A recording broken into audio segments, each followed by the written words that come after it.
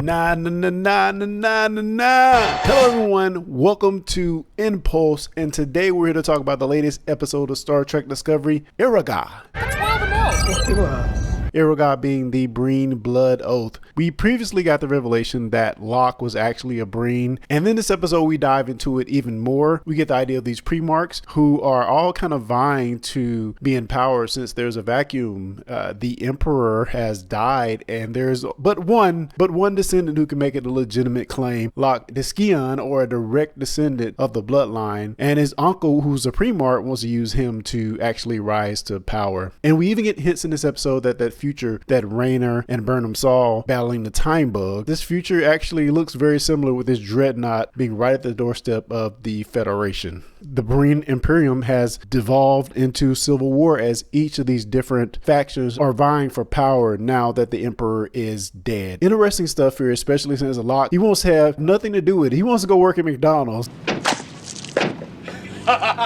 He wants nothing to do with the Breen, and he even mentions that it kind of makes him, the whole thing kind of makes him sick. So he does not want to rule as the rightful heir, and he wants to run off with his love interest, Moll. Love interest that we learn is his wife. As we get into this episode, we know that L'ak was stabbed a few episodes back, and he is actually dying, and we're doing everything in this episode to keep him alive while also kind of negotiating with the Breen. So tidbits that we learn. We learned that the Kelleran planet was actually used as a Breen outpost, and he kind of had to be part of the rebellion against that the last time Breen infiltrated Federation space. Now, let me get into some of the things I like about the episode. Some of this also leads to kind of a dislike in a sense.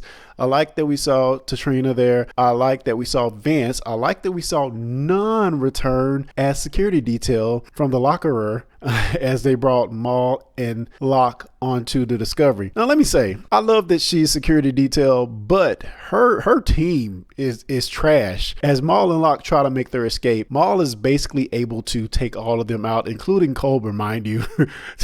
So, yeah, maybe that security detail needs a little more work there, but good seeing Nhan there. She even uncovers a piece of the puzzle. She seems to indicate there's some cheating death in this progenitor technology. More to come there, especially knowing that L'ak doesn't make it to the end of this episode. Yeah, hold on. We'll come back to that. L'ak doesn't make it. We'll come back to that. Also, I loved in this episode that Burnham, while heavily involved, she wasn't really the focus of the episode. She was more of the facilitator. And I kind of liked her in the role, taking a step back, not being the main focus of everything. She facilitates the negotiations with Tatrina. She facilitates getting the information from Raynor that can actually help in these negotiations. She facilitates getting the information from L'ak about his true origins, about being the Skion to the Breen Imperium. So I love Burnham being involved in everything, but not as the main focus. She was just a facilitator of all these cool things that we got in this episode. Also, back to L'ak for a second, and Dr. Culber. Whilst Dr. Culber there,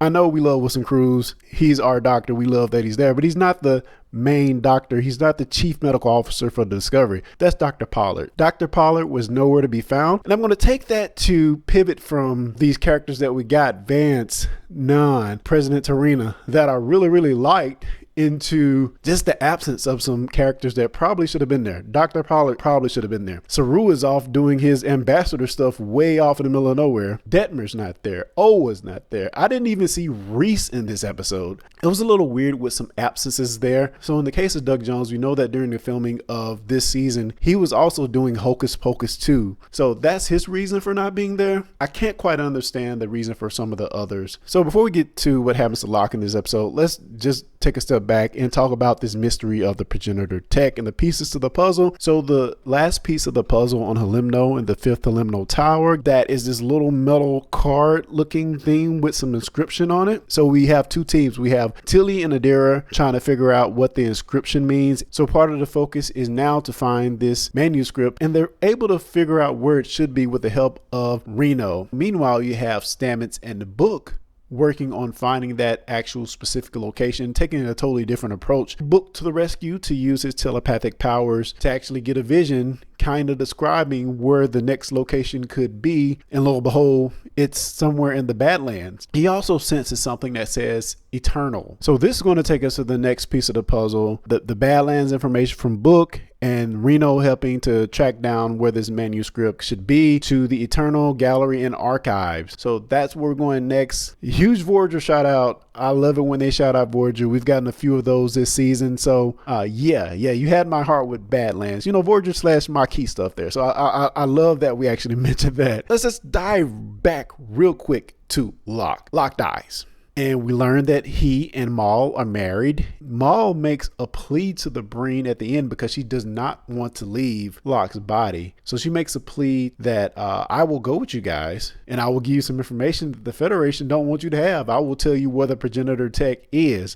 Maybe she knows some more stuff that we didn't get from the book. And now we're going to have a two-pronged race between the Breen and the Federation. What did you guys think of this episode? I think some of the writing was pretty clever. To me, it was much more understandable than some of the pieces to the puzzle that they did in the previous episodes. Yeah, I think I enjoyed this episode. A lot of good stuff, a lot of flushing out of the Breen, some stuff maybe we knew from beta canon, certainly some stuff I did not know. And just knowing that Moll and Locke are married and their bond is kind of solidified, I think we're going to see more of Locke by the end of the season. And again, I love hearing more of Raynor's story, and I love that Burnham took a little backseat in this episode to be more a facilitator than kind of the main person or thing going on in the episode. What did you guys think? Hit me in the comments below.